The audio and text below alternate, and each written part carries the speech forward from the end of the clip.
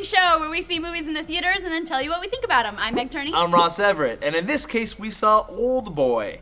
Not the old boy, but the new Oldboy. And if you guys didn't get a chance to see this in the theaters, you can go to netflix.com/SourceFed, watch a movie of your own. You can join us on Movie Club. And actually, the old boy is on Netflix. Old Boy on Netflix, new Oldboy in theaters, split them up. I saw Old Boy before I saw this, and I have not. So we're like the odd couple. I know. Look at us. Let's draw a line, and you keep on that side. Well, the performances in this movie really ranged from awesome, I'm totally on board, to I don't believe a word coming out of your mouth, Charlton Copley.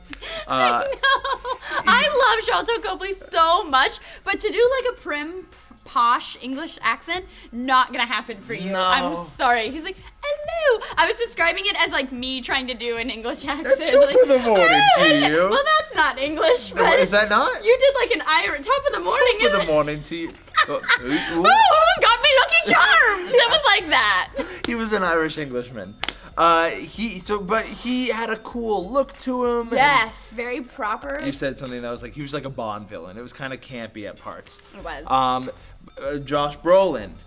Again, he's someone that won me over through the movie. At the beginning, I was like, oh gosh, like acting. And then at the end, really powerful climactic scene. No spoilers, but there is a movie moment. I will call it. It is just one of those things where you leave just being like, oh, like, I would hate and to he be did in a that great position. job. He really like handled it well. I do feel like at the beginning I really wasn't on his side, and by the end of the movie, like acting wise, he really sold me.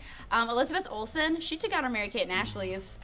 Whew! I know. She took out her Mary-Kate. She named them Mary-Kate and Ashley. And also, here's a little thing that we rarely do. You see boobs in the movie, and you see the top of the shaft of Brolin. A little bit of shaft in the movie. So if you're going to films for that, our theater was empty. So do what you will. Which made the moans really weird. Yeah. I'm sorry. I get into the movies.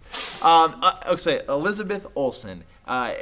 She did an amazing job with a very mediocre script. Yes. There were certain lines in there that had me laughing out loud. I know. Her conviction to them was impressive. And then we also had, there was another guy, but Samuel L. Jackson's also in this movie. We had Samuel L. motherfucking Jackson. And he says it like 15 times. And like you could just see Spike being like, yo, Sam, that's not in the script. And he's like, I'm going to say what I want, motherfucker. He's like, sure, Sam, keep going. Do your thing. I thought the writing in the movie in particular, obviously they're following a storyline that they already had. Yep. But there were lines that made us laugh out loud. They were just so awkward.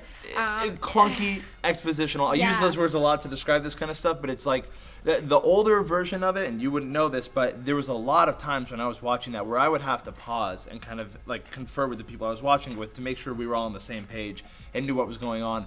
You're not going to have to worry about that with this movie because there are some lines that are just like double explained. It's literally like a headline that's like, such and such, the head mistress is interviewed, and they're like, I think she's the head mistress. They and it's say, like right who in was front she? of me.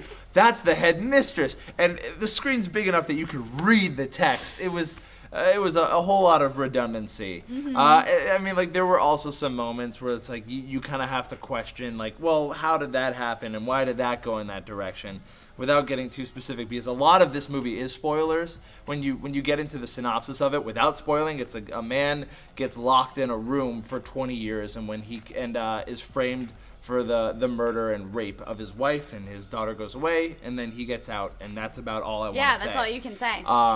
Because the rest of it is the ride. If you guys are really antsy, go on Netflix right now and watch it. So I think Spike Lee did a pretty good job with this. There were certain shots that really had me, and then there were certain shots that really lost me. So there's this like he uses bird's eye view at some points. Yeah, at the beginning a lot in the rain, but there was one where he's like kind of swirling around and then he like immediately swirls back and I didn't like it. I was like, oh, that's too jarring. Yeah, there's a lot of movement in there.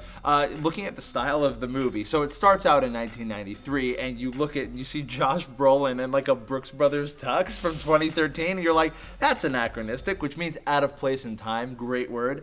And there were certain times like when the bad guys were fighting in 2013, it's like they watched Three Ninjas knuckle up and they're like, that's where that. Let's all. Can I get the backward snap hat? I thought it looked like they were the gang from the Bad video, Michael Jackson's Bad video. They like all showed up and were like, here we go. We are gonna beat you, mister, but not in 2 more 8 counts. There was that cool shot, which was like the side scroller. It kind of looked like a video game where Josh Brolin is making his way through a sea of bad guys. And in this movie, he trains himself in Kung Fu by watching old episodes of Kung Fu. And luckily for him, he only gets attacked one guy at a time, just like in the TV show. So he was totally prepared. That was wonderful. I thought it was really well shot toward the end. There was something, though, where they do some flashback sequences where the people who are living the flashback are in the flashback sequence.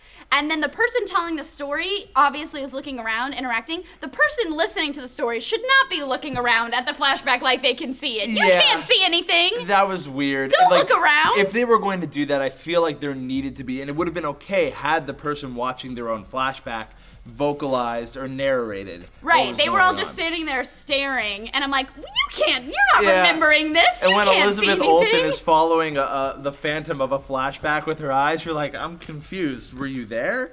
You weren't there. This movie was interesting. The story at the heart of it is such a good one. It's such an interesting one. There's a great movie moment at the end of it. So I'm gonna give this a 6 because although it lacks the soul of the original, it still has the fun journey. Final thoughts for me. I thought the film, having not seen the original, I did think it was an interesting movie experience. I am motivated to go see the original now that I've seen this one. But I am curious to see what the soul of the original one is really like, because I felt like this one had such potential, and there was just something wrong with it. And actually, one of our editors, DJ, who had seen both, kind of described it like the original is like the Mona Lisa, and the new one is like a paint-by-numbers version of the Mona Lisa. And it's like they're the same picture, but one lacks soul. So I'm interested to see what the soul is. Having said that, I'm going to give it a 6 out of 10 as well, because I did enjoy myself, but it wasn't like, yay, I want to see that movie again. I'll never see it again. I enjoy, I'll never see this version again either, but I did enjoy, like, there were parts that made me laugh out loud, and I kind of, like, am okay with that. We're not the only ones who got to see this movie. On IMDb right now, it has a 4.8. And on Rotten Tomatoes, it has a 42 from critics, ouch, and a 47% from audiences. Again, ouch. I think most people are just feeling like, why was the movie remade at all? And that's kind of where the ratings are coming from. Either that, or it's like, you won't see a movie like this for American audiences. Like, it deals with some really heavy themes that I think make a lot of people uncomfortable, and yet it got such a wide release that I think people, like, the trailer looked really good, and then the ending is gonna, like, blow your mind in, like, I'm very uncomfortable sort of way. Very true. So I could see a lot of people going into it expecting something and coming up feeling violated. All right, guys, that's it for New Movie Things Show. Don't forget, you can always go to netflix.com/SourceFed to get a free month of instant streaming, and then you can join us on our other show, Movie Club. Ooh, I'm Ross Everett. I'm Meg Turney. And you can click this annotation for a bunch of videos. Don't forget to click that like and subscribe button, and we'll see you guys next week. Man, her Mary-Kate and Ashley's. Right. I know. And you see a little bit of the vag. Get a little like side a little regime. bit and butt crack. Which people ask if I'm a butt or a tits guy. I'm a coin slotsman.